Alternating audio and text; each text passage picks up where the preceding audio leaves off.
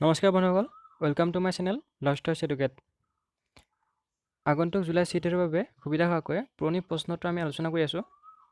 আপুনি যদি প্ৰথমবাৰ কাৰণে মোৰ চেনেলটোলৈ আহিছে তেনে চেনেলটো ছাবস্ক্ৰাইব কৰি ল'ব। আজিৰ ভিডিঅ'টোত আমি 2019 চনৰ ডিচেম্বৰ মাহত হৈ যোৱা চিটেটৰ ছ'চিয়েল চায়েন্সৰ কেইটামান প্ৰশ্নটো আলোচনা কৰিম। আহক আজিৰ ভিডিঅ'টো আৰম্ভ কৰোঁ। Question number 31।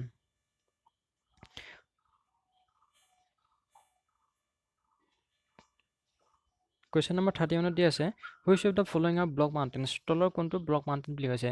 এতিয়া block mountain are those which are form by natural faults that is rocks. ইয়াৰ কাৰেক্ট এনচাৰ হ'ব অপশ্যন 4 ভজ। ভজটো হৈছে কি ব্লক মাউণ্টেইন, আৰু এইটো ক'ত আছে? ফ্ৰান্সত আছে। ভজ ব্লক মাউণ্টেইন ক'ত আছে? ফ্ৰান্সত আছে। Question number 32। Statement A, only one side of the moon is visible to us on earth. Statement A কৈছে যোনটোৰ কেৱল এটা ছাইডহে পৃথিৱীলৈ দৃশ্যমান হয়। ষ্টেটমেণ্ট বিত দিয়া আছে, the moon moves around the earth in about 27 days and takes exactly the same time to complete one spin. Statement বিত কৈছে যে পৃথিৱীৰ চাৰিওফালে সম্পূৰ্ণ এপাক ঘূৰিবৰ কাৰণে যোনটো 27 দিনৰ সময় লাগে, আৰু এটা স্পিন কমপ্লিট কৰিবৰ কাৰণে সেই একে সময়ৰ প্ৰয়োজন হয়।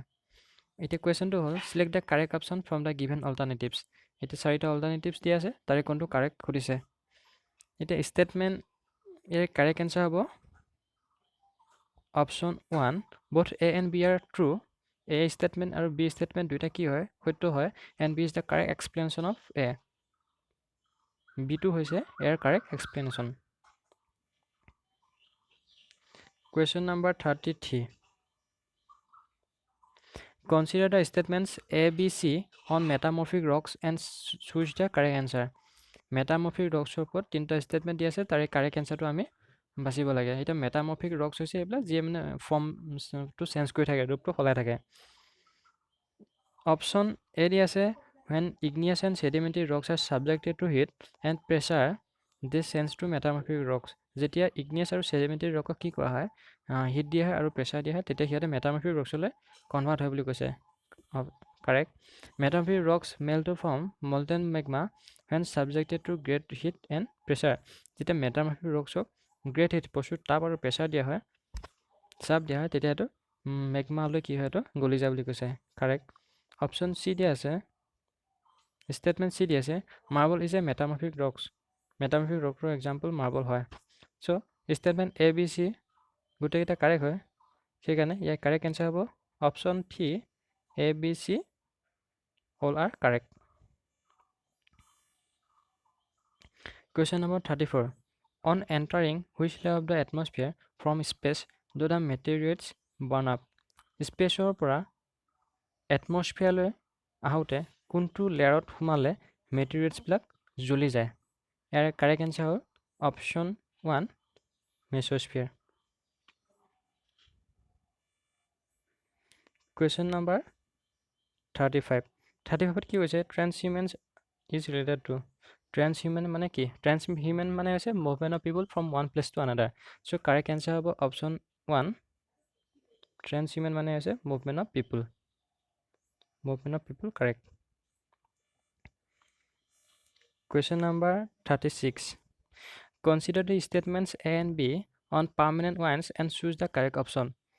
Permanent winds স্থিৰ বতাহৰ ওপৰত দুটা ষ্টেটমেণ্ট দিয়া আছে, আৰু কাৰেক্ট অপশ্যনটো আমি বাচিব লাগে। এতিয়া ষ্টেটমেণ্ট এ দিয়া আছে, these winds blow' constantly throughout the year in a particular direction.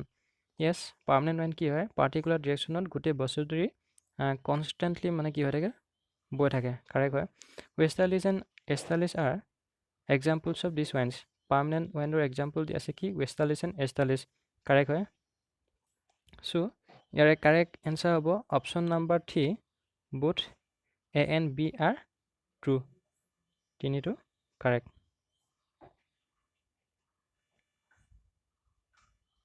Question number 37. Campos in Brazil and Llanos in Venezuela are examples of. ব্ৰাজিলত থকা কেম্পো আৰু ভেনেজুৱেলাত থকা লানোছ কিহৰ এক্সাম্পল হয় বুলি সুধিছে। ইয়াৰে কাৰেক্ট এনচাৰ হ'ল অপশ্যন 3, ট্ৰপিকেল গ্ৰাছলেণ্ড। ব্ৰাজিলৰ কেম্পোছ আৰু ভেনেজুৱেলাৰ লানোছ ট্ৰপিকেল গ্ৰাছলেণ্ডৰ example. Option 3 correct.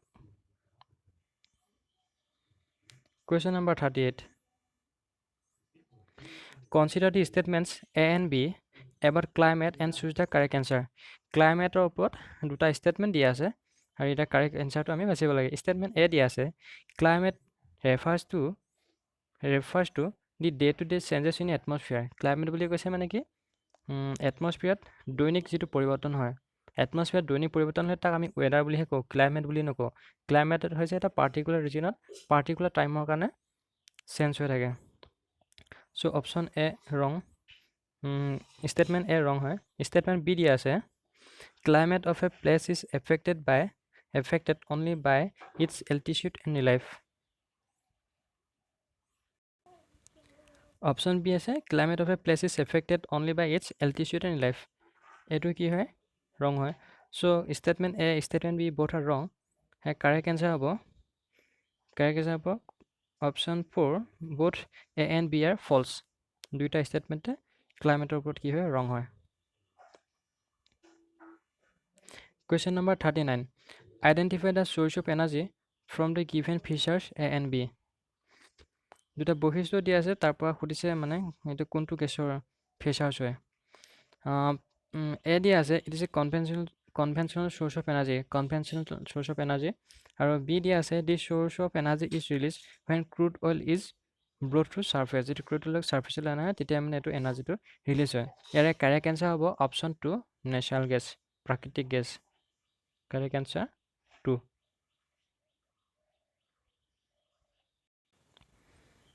Question number 40. India's research station Maitri is located in. ইণ্ডিয়াৰ ৰিচাৰ্চ ষ্টেচন মৈত্ৰী ক'ত আছে সুধিছে। এতিয়া এই মৈত্ৰী ৰিচাৰ্চ ষ্টেচন এইটো ইণ্ডিয়াৰ ছেকেণ্ড ৰিচাৰ্চ ষ্টেচন হয়। এইটো আছে ক'ত আছে কাৰেক্ট এনচাৰ হ'ব অপশ্যন 2 এণ্টাৰ্কটিকাত আছে। আৰু ইয়াৰ নামটো মৈত্ৰী কোনে দিছিলে প্ৰাইম মিনিষ্টাৰ ইন্দিৰা গান্ধীয়ে দিছিলে। ইন্দিৰা গান্ধীয়ে মৈত্ৰী নামটো দিছিলে। Question number 41. Which of the following is not true for minerals. তলৰ কোনটো মিনাৰেলছৰ কাৰণে শুদ্ধ নহয় বুলি কৈছে। অপশ্যন এ 1 দিয়া আছে they are naturally occurring substance. মিনাৰেলবিলাক নেচাৰেলি অকাৰিং প্ৰকৃতিত পোৱা যায়, কাৰেক্ট। অপশ্যন 2 দিয়া আছে they have an definite chemical composition. সিহঁতৰ ডেফিনিট কেমিকেল কম্পজিশ্যন থাকে, ৰাসায়নিক সংযুতি থাকে। অপশ্যন 3 দিয়া আছে they are form in different types of geological এনভাইৰমেণ্টছ।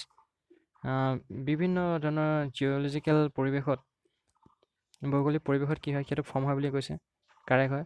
Option 4 দিয়া আছে all minerals are non metallic. সকলোবিলাক মিনাৰেলছে কি হয় খনিজ লৱণ কি বুলি কৈছে নন মেটেলিক হয় বুলি কৈছে। সেইটো ৰং হয়।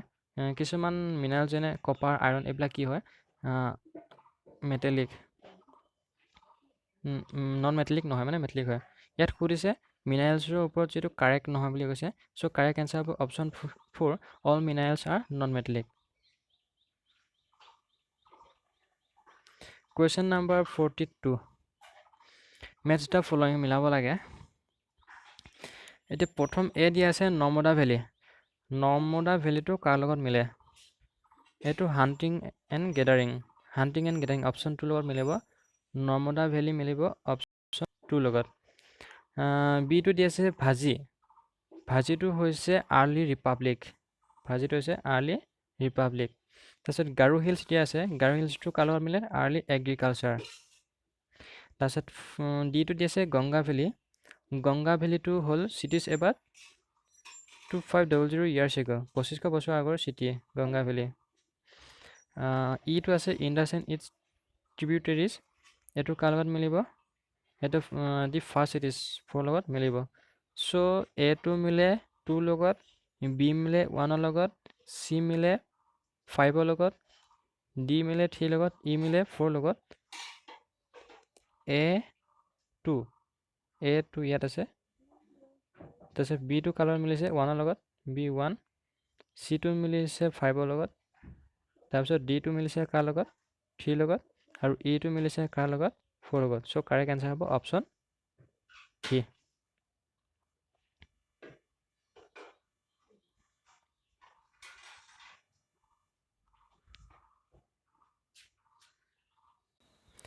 Question number 43. Below are two statements A and B in the context of contemporary debates on dates and periods of Indian history. Indian history ভাৰতবুৰঞ্জী dates and periodsৰ ওপৰত দুটা ষ্টেটমেণ্ট দিয়া আছে, প্ৰসংগত দুটা ষ্টেটমেণ্ট দিয়া আছে। এতিয়া ষ্টেটমেণ্ট এটো দিয়া আছে এ periodization like Hindu, Muslim, British is appropriate as the religion of rulers has been the only important historical sense. Periodization like Hindu, Muslim, Britishৰ দৰে periodization বিলাক কি বুলি কৈছে appropriate বুলি কৈছে as the religion of the rulers শাসকসকলৰ religion হিচাপে appropriate বুলি কৈছে has been only the important historical sense সেইটোৱে কেৱল প্ৰয়োজনীয় historical sense এইটো correct নহয় Statement B দিয়াছে it is problematic to assign precise dates and time spans to historical processes that happened over a period of time. Historical process বিলাকৰ মানে date আৰু মানে টাইম স্পানটো এইটো সঠিকভাৱে কোৱাটো এইটো এটা সমস্যা হয় বুলি কৈছে এইটো বিটো ষ্টেটমেণ্ট বিটো কাৰেক্ট চ' ষ্টেটমেণ্ট এ ৰং ষ্টেটমেণ্ট বি ইজ কাৰেক্ট ইয়াৰে কাৰেক্ট এনচাৰ হ'ব option 4 A is wrong B is right question number 44 below are the two statements in the context of new popular Indian art in the 19th century 19শ শতিকাৰ জনপ্ৰিয় ভাৰতীয় কলাৰ প্ৰসংগ দুটা statement দিয়া আছে statement A দিয়া আছে many painting mock at the changes they show around ridiculing the new taste of those who spoke in English and warned against women moving out of their homes. Statement B দিয়া আছে images were used to express nationalist ideas and inspire people against British rule. ইয়াৰে correct answer হ'ব option 2 both A and B are correct but B is not the correct interpretation of A. Question number 45 Which of the following may be considered as a primary source for understanding early humans in India? ভাৰতবৰ্ষত early humans বুজিবৰ কাৰণে এটা কোনটো primary সোৰ্চ হিচাপে consider কৰা হয় ইয়াৰে correct answer হ'ব option 4 rock paintings of মধ্যপ্ৰদেশত থকা ৰক পেইণ্টিং